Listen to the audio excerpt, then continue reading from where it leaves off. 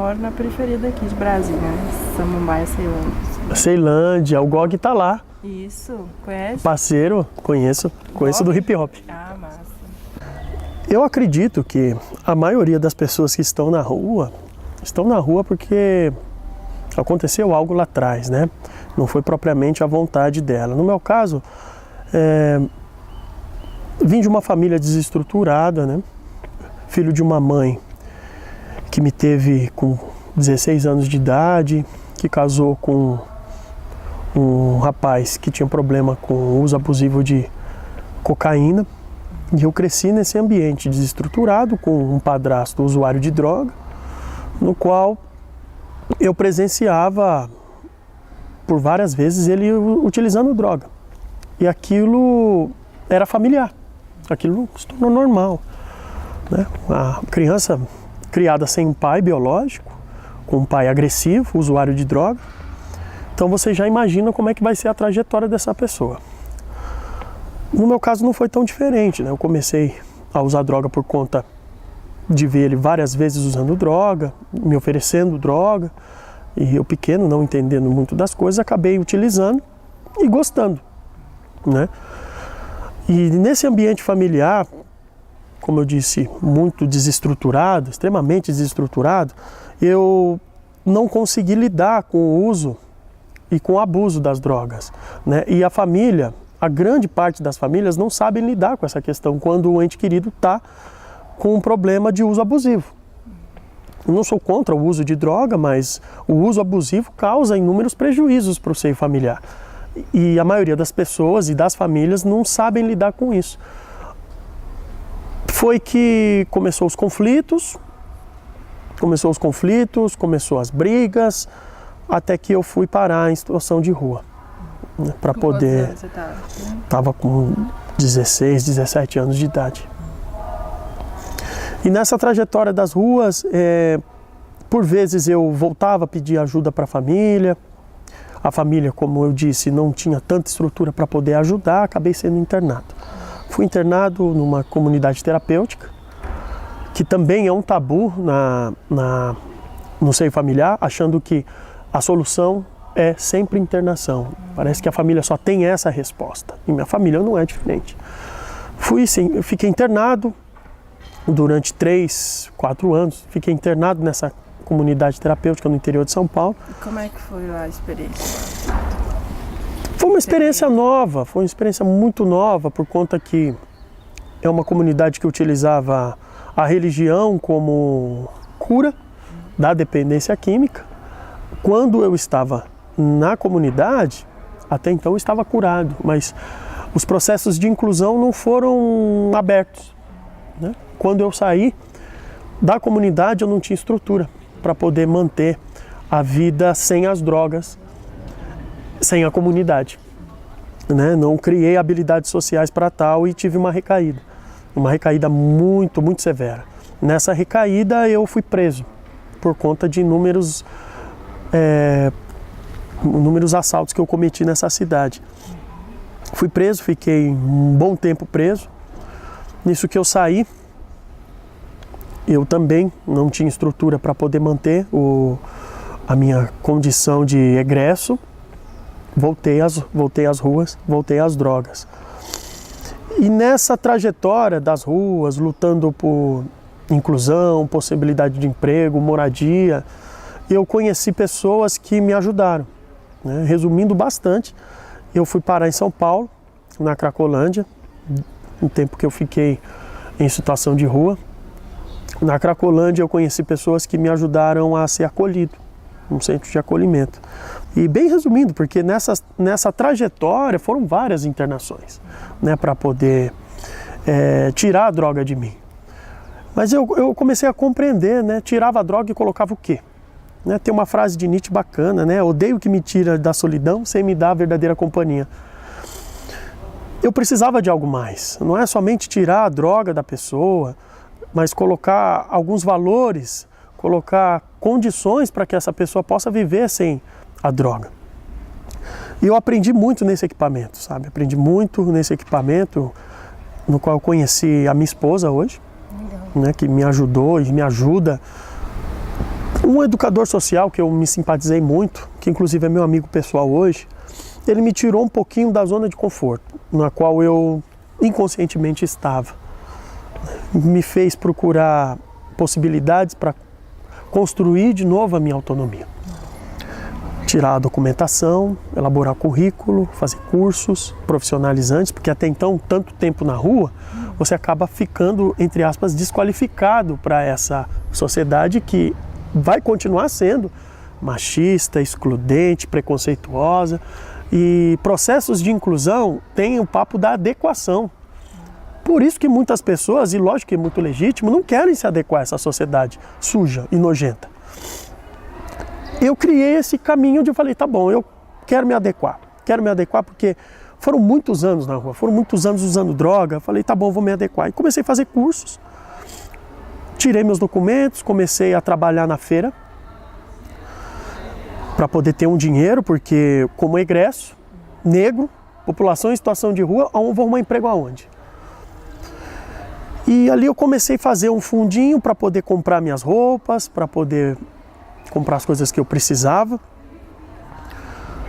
Bacana que nos equipamentos da assistência social, não quero também louvar tanto esses equipamentos, porque a gente sabe das injustiças que existem lá dentro. Mas no meu caso eu migrei, eu fiz um ciclo bacana, que eu fui no centro de acolhimento, depois do centro de acolhimento eu fui para uma república, e da república eu fui para a moradia autônoma. Que eu comecei a pagar um aluguel porque eu já ganhava um salarinho bacana. Eu consegui ter bons assistentes sociais que me auxiliavam, bons orientadores socioeducativos, aqui vocês falam educador social, que me auxiliaram nessa trajetória de autonomia. Depois que eu comecei a viver nessa trajetória de autonomia, fora da rua, eu desenvolvi um projeto, porque é isso que você acha que já quer saber, né? Um projeto de futebol. Porque eu via que o interesse dessa oficina vinha da parte deles. E por eu conhecer a maioria das pessoas que estavam na rua, porque pouco tempo atrás eu estava na rua também, eu consegui ter bastante aderência à oficina. Até que foram aumentando as possibilidades de fazer essa oficina em outros equipamentos públicos. Nessa oficina, que eu utilizava o futebol, levava o pessoal para jogar bola. Eu via que essa forma de construir vínculo, ou fortalecer o vínculo com eles, ela tinha que ir além do lúdico, além do jogar bola. Eu percebi que isso se tornou uma ferramenta extremamente importante para esse estreitamento de relações. Uma vez que você tem esse estreitamento de relações, você tem o vínculo e você consegue saber quais são as demandas. Não só porque eu vivi em situação de rua, porque existem várias pessoas e várias demandas que aparecem na rua, né? Vários tipos de demandas. Eu comecei a ver que dessas demandas eu poderia, de alguma forma, encaminhar e ajudar essa pessoa nessa trajetória. Demandas como documentação, acolhimento, tratamento para dependência química, reaproximação familiar, constituição de família, elaboração de currículo, encaminhamento para cursos profissionalizantes. E eu fazia como se fosse no automático. Você está precisando de foto? Porque na época precisava de foto para documento. Hoje não, hoje parece que é mais sofisticado. Eu ia lá, tirava foto com o meu celular, numa parede branca. No outro dia que ele vinha para a oficina, eu entregava a foto e já encaminhava, ia junto com ele no poupa-tempo para tirar o documento. Porque a assistência social às vezes acha que um papel de encaminhamento resolve. Mas às vezes a gente precisa ir além, a gente precisa pegar na mão da pessoa, porque a autonomia não se dá sozinha. Falo, no processo de formação de autonomia, assina um documento, Próximo, assina um documento, Mas não sabe se a pessoa está preparada ou tem músculos para poder fazer sozinho aquilo que ela não sabe fazer. Isso é um termo bem... E eu percebia que eu fazia esse processo de criação de vínculo, de perguntar o que a pessoa precisa, que é muito importante, porque às vezes as pessoas acham, eu quero te ajudar, independente do jeito que você quer.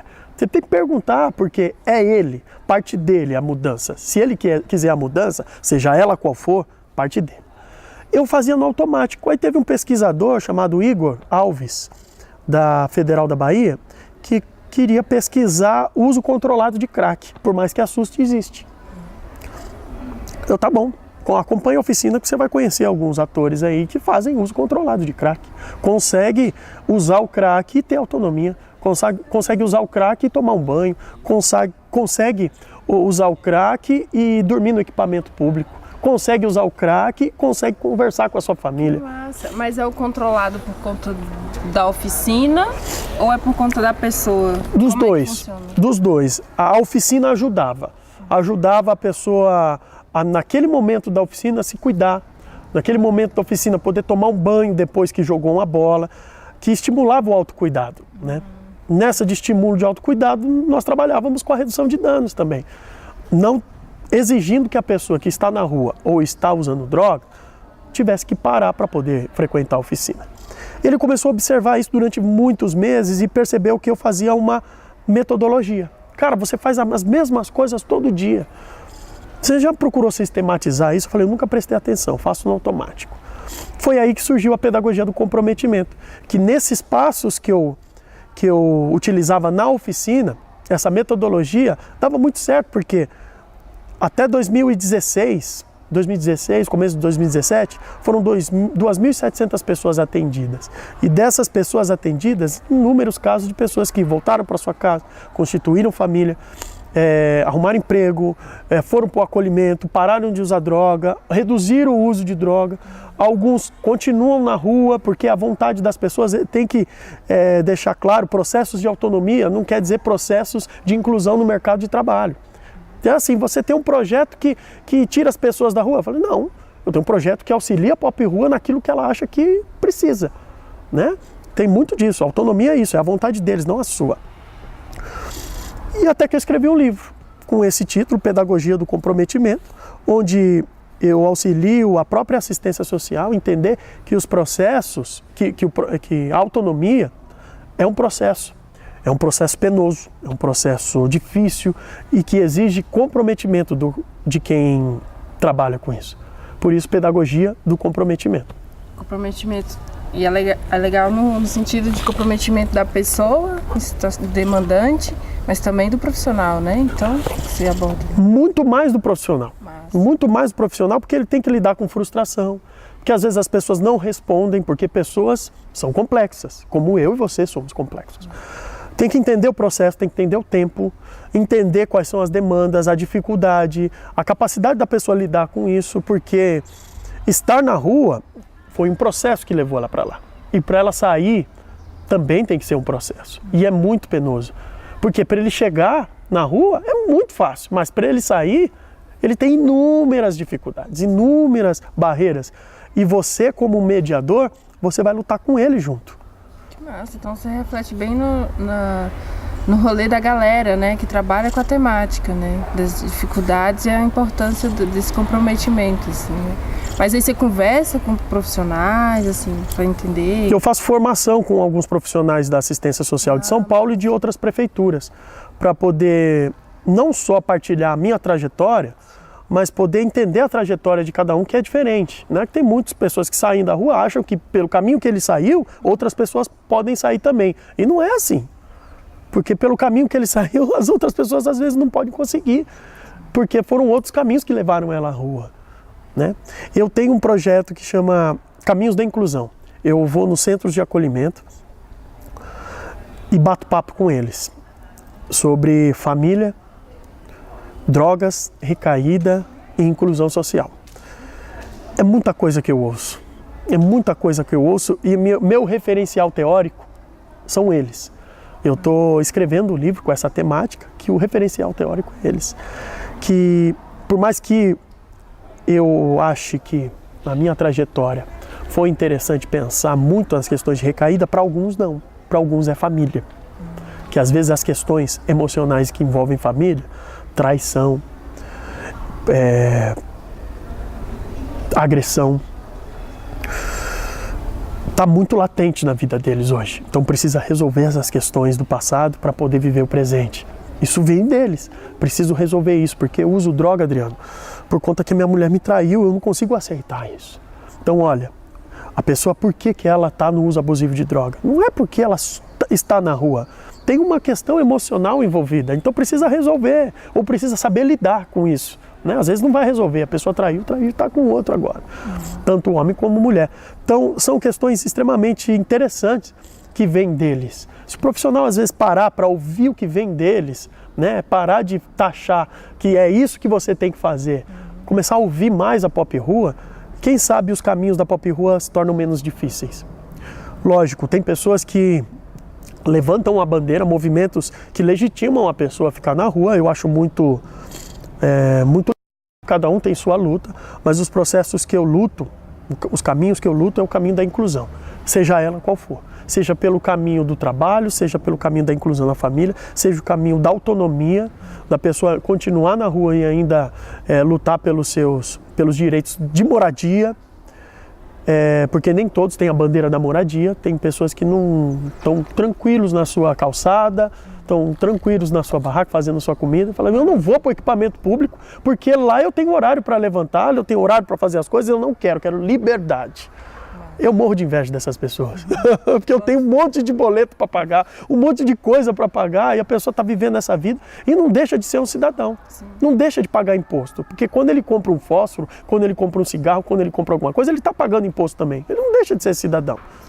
Alguns profissionais e alguns cursos estão preparados para lidarem com a política, não com as pessoas.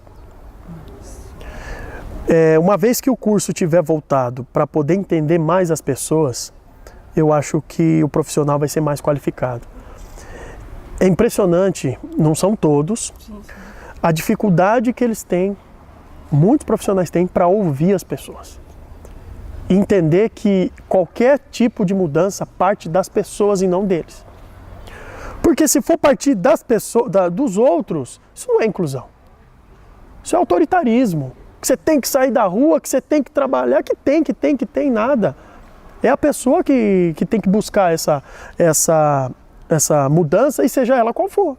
Se for um RG, se for uma ligação para um ente querido, se for um tratamento para dependência química, seja ele qual for, tem que partir da pessoa. Essa é a primeira dificuldade. A segunda dificuldade é o acompanhamento. Entender que esses processos de autonomia, como eu disse no começo, eles não se dão sozinhos. Tem alguns profissionais que eu tive chapéu, gente. Tem profissional que não são profissionais, são anjos, né? E que se eles entendessem que às vezes a pop rua depende deles, porque a sociedade já excluiu, a família não quer mais saber. Políticas nem se fala, porque falar política para pop rua, ninguém quer falar, porque pop rua não dá voto, né? Então ninguém quer saber de política para pop rua.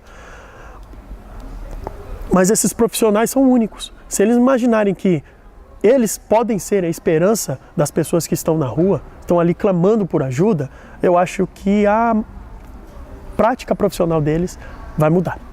Legal. Você falou também que no seu trabalho com futebol, que aí tinha da parte da demanda da pessoa, né, precisa tirar um documento e tal. Como que se dava essa rede, assim, como vocês faziam essas conexões, assim? Ele quer fazer um curso profissionalizante, aí vocês iam atrás, como é que era? Conta um pouquinho pra gente. Assim. Olha, no começo eu fazia tudo sozinho, porque como eu tive uma trajetória de inclusão e busquei alguns caminhos, eu conseguia saber quais caminhos eu podia indicar. Mas chegou em parte do processo da oficina que eu precisei de ajuda. Aí alguns profissionais se destacaram para poder, eu quero te ajudar. Entre eles, a minha esposa, que é a Tuca, uma coordenadora de centro pop que se chama Fátima, um gerente de serviço que se chama Max, o outro gerente de serviço se chama Vladimir, outra gerente de serviço se chama Cláudia e uma assistente social que se chama Selma. Então essas pessoas fizeram uma rede tão grande em que todas as demandas que eram levantadas do futebol, eles conseguiam encaminhar. Tive muita dificuldade nas questões de egressos, né? Porque em São Paulo, metade das pessoas em situação de rua, isso na pesquisa de 2015, eram egressas, são egressas. Hoje, egressas do sistema prisional. Na Cracolândia são 70%, a grande maioria, né? A dificuldade de diálogo da assistência social com os equipamentos da justiça, nossa, eram muito difíceis para poder trabalhar as questões de liberdade condicional. Às vezes o cara perdia a carteirinha, saiu da cadeia, perdeu a carteirinha, está com medo de tirar o documento por conta da carteirinha que perdeu, porque pode ser preso. Então eu tive muita dificuldade com isso, até que eu me aproximei mais dos equipamentos da justiça para poder entender esses processos também. E que eu tenho que agradecer à Secretaria de Administração Penitenciária, que também me abriu as portas para poder trabalhar com as pessoas em situação de rua egressas também. Inclusive, esse é um dos temas aí da minha mesa, né? Então conta um pouquinho, já que a gente está falando do sistema prisional, já do sistema puxar prisional, o gancho. Conta um pouquinho pra gente, você teve a experiência do sistema prisional. Educação, falam lá de você educação. conseguia perceber Muitas pessoas falam, nossa, aqui no alguns diretores, no meu presídio eu faço isso, assim, eu estimulo a leitura, aquela coisa linda, mas para mim tá dourando a pílula. Porque não tem continuidade disso aqui fora. A pessoa sai aqui fora, ela continua desassistida. Ela continua, e agora vai começar a ser uma trajetória extremamente complicada, porque ela é egressa, ela tem o carimbo, né, do sistema penitenciário, e são raras as organizações ou iniciativas para poder atender esse público egresso. É muito difícil, porque as políticas que começaram lá dentro ficam lá dentro. Políticas de inclusão através da educação, que eu digo que é a minha bandeira. Não existe para Pop Rua. Não existe. Em nenhum lugar do Brasil, eu nunca vi. Mas dentro do presídio tem. Dentro do presídio tem. Mas a pessoa saiu, e aí? Você vê que eu mudei um pouquinho de assunto, né? Para tratamento, existe. Tem aí o Redenção, tem um projeto na Cracolândia, de braços abertos, para tratamento de dependência química, achando que esse era o problema da Pop Rua. E a gente sabe que não é, né? É de alguns.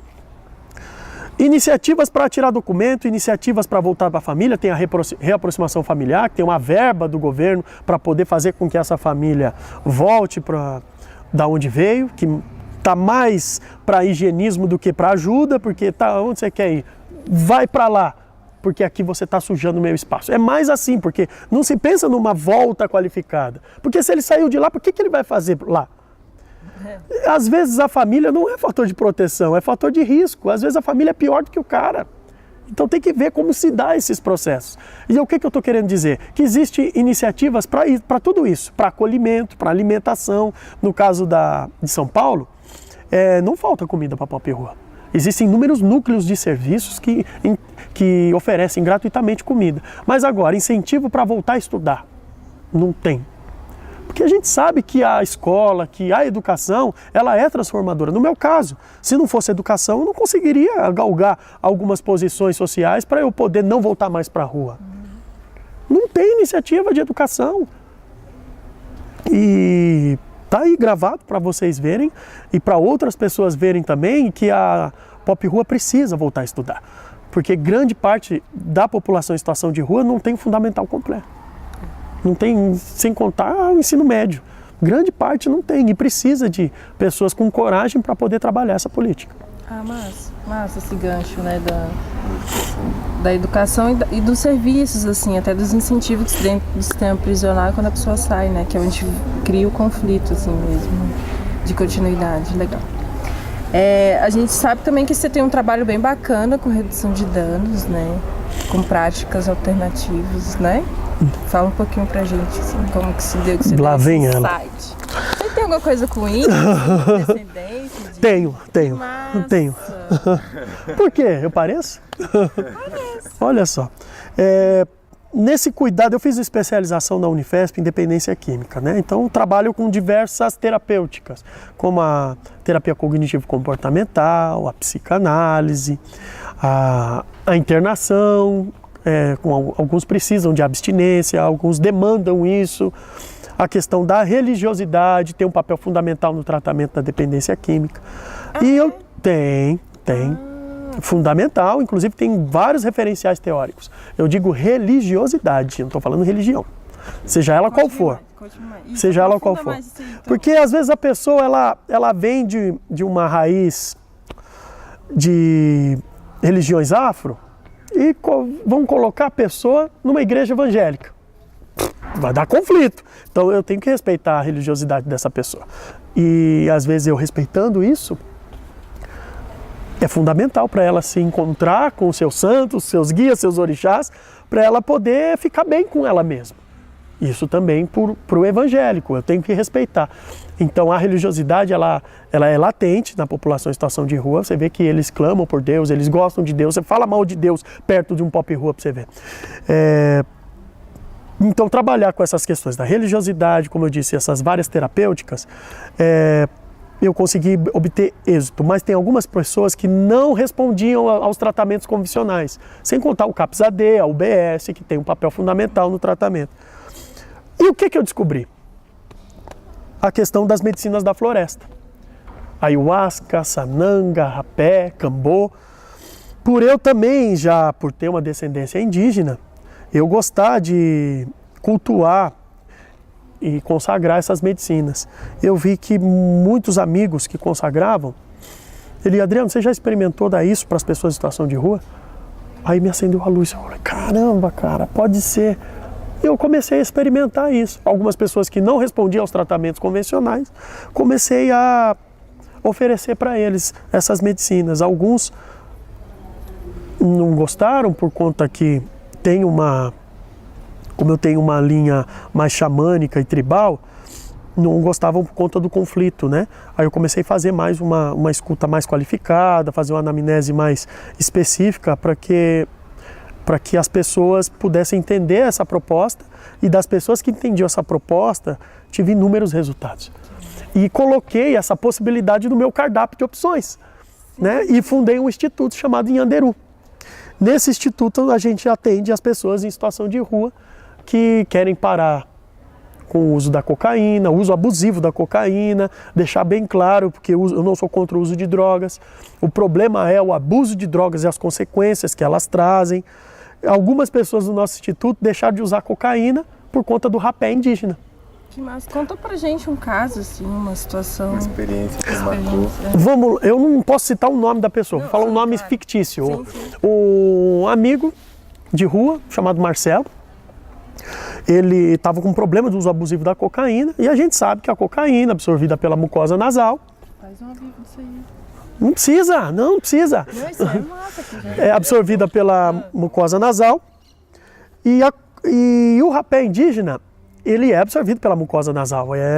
Com um tipi, com um aparelho que se aplica o rapé, é absorvido pela mucosa nasal e impulsiona partículas de dopamina no cérebro, na fenda sináptica, né? Então a farmacocinética é a mesma, tanto da cocaína para o rapé. Só que a cocaína tem as suas propriedades danosas, o rapé nem tanto. Então ele começou a fazer uso do rapé todos os dias, e em uma semana ele não estava mais usando cocaína. Ele fez a famosa terapia da substituição. Hoje ele é um integrante do grupo Nhanderu, parou de usar cocaína, mas viciou no rapé? Não, o rapé não vicia. Se você fazer uma consagração, respeitando a ritualística, o respeito com as medicinas que vêm da floresta, não tem essa demanda para vício. Eu nunca vi até então. Nesse instituto nós trabalhamos com uma metodologia interessante, que é um tripé. O primeiro é a ritualística, para a pessoa se encontrar com aquilo que ela acha que é sagrado. Seja Buda, seja Shiva, seja os orixás, seja Jesus, Espírito Santo, apóstolos, o que for. Primeiro trabalhar a questão da espiritualidade dentro de uma ritualística universal. Universalista, né? Senão você vai pensar que eu sou de alguma igreja aí. Depois é a medicina, a administração da medicina, seja ela qual for. E depois da administração da medicina é o acompanhamento.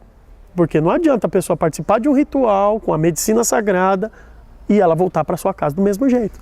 Nós sabemos, todas as pessoas que vão para o Instituto Nhanderu, elas têm um acompanhamento. E aí, como é que foi a sua vida? Temos uma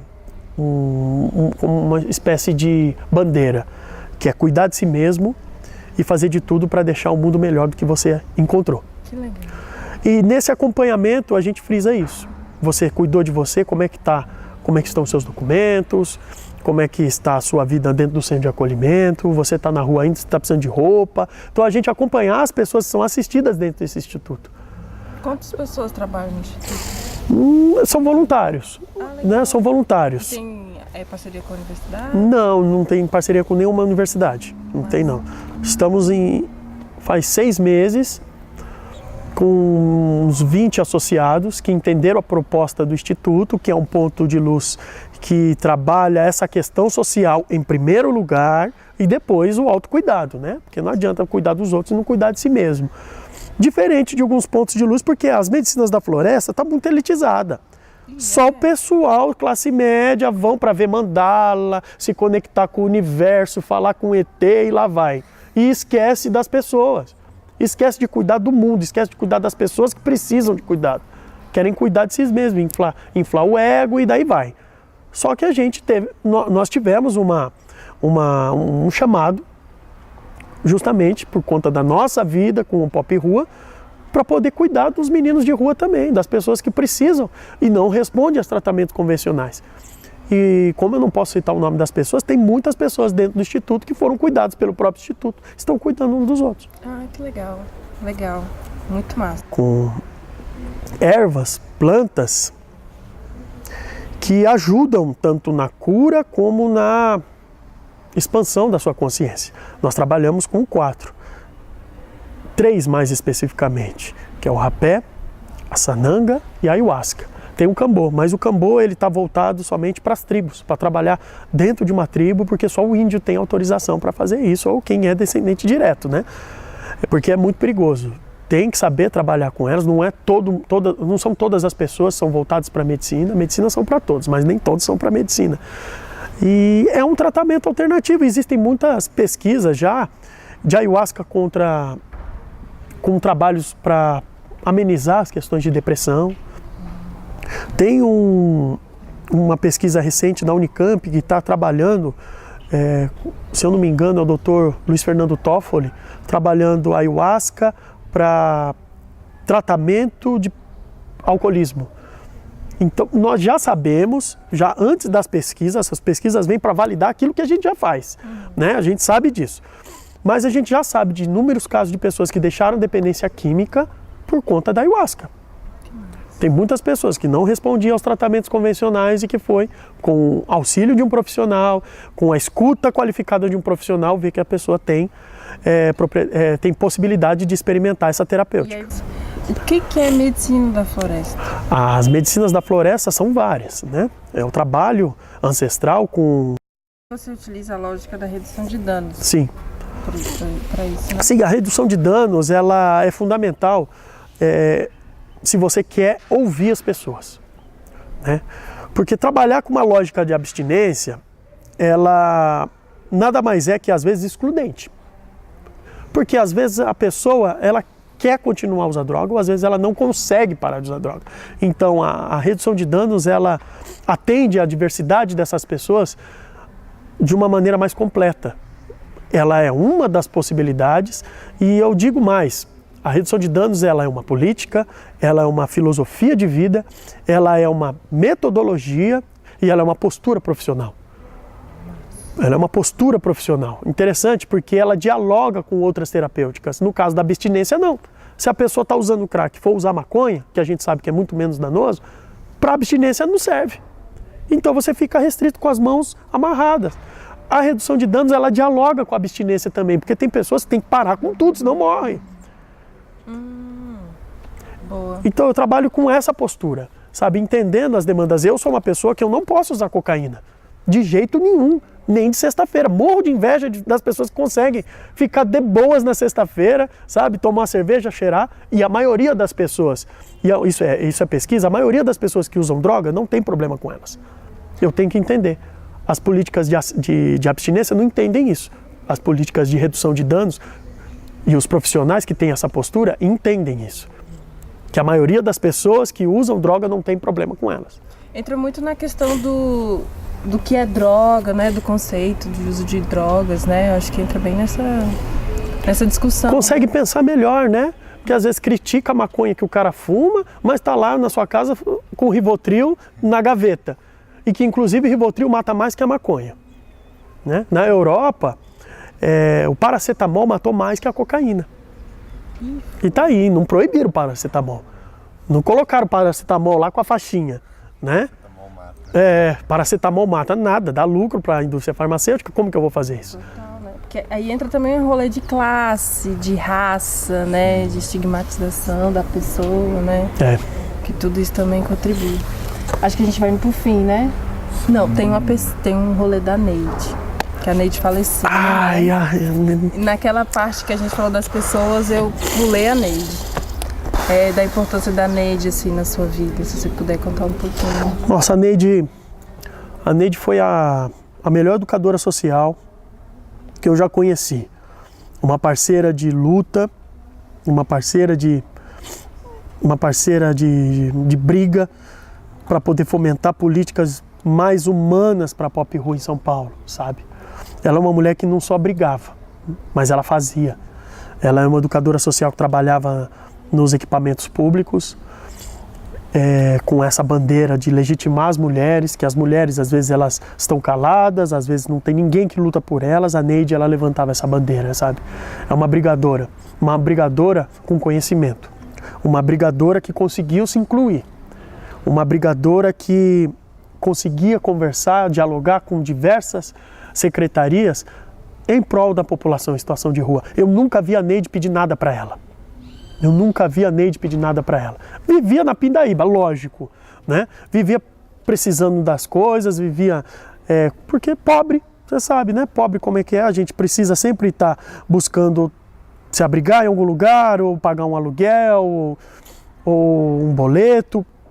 A Neide era essa mulher que brigava por essas coisas, mas eu nunca vi ela pedir nada para ela. Nada para ela, sempre para as pessoas, né? E veio a falecer. A gente não entendeu muito bem o que aconteceu, mas parece que foi um assalto. Ela foi reagir a um assalto e foi esfaqueada. E eu lembro que tinha até uma agenda que nós íamos, eu, ela e o Tião. Tião também um grande amigo, um grande parceiro, brigador. É uma pessoa que ficou comigo na rua e que agora está desenvolvendo seus projetos pessoais. Nós íamos fazer um seminário, né? Caminhos da Inclusão. Ia ser com a Neide e com o Tião. Infelizmente não deu certo por conta do falecimento da Neide. Mas ela deixou uma experiência muito foda, então, assim... Deixou um legado. Com você, né, como testemunha, como uma pessoa que, né, que ela atuou, né, como também com o pessoal lá ao redor também, né, tenho certeza. Então, eu acho que o seu relato sobre Neide fica como uma homenagem, né, também para ela, como uma pessoa de grande destaque. Esteja em paz onde estiver. Salve, Neide. Legal. Quer perguntar alguma coisa, filho? Eu queria saber, assim, pra gente finalizar também, você conheceu a rua sob diversas perspectivas, né? Você passou por ela, você passou pelo sistema prisional e encontrou a rua de novo, saiu da rua por meio do tratamento das drogas e encontrou de novo, começou a trabalhar como educador social. E aí depois de viver na rua, pra rua, trabalhando com a rua, né?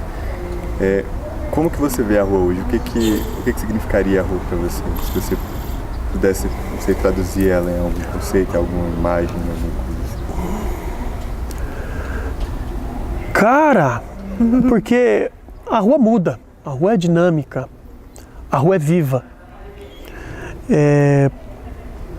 Eu não posso reduzir a rua, a complexidade da rua, a beleza da rua numa palavra, numa frase. A rua, existem pessoas, e pessoas são extremamente complexas e extraordinárias.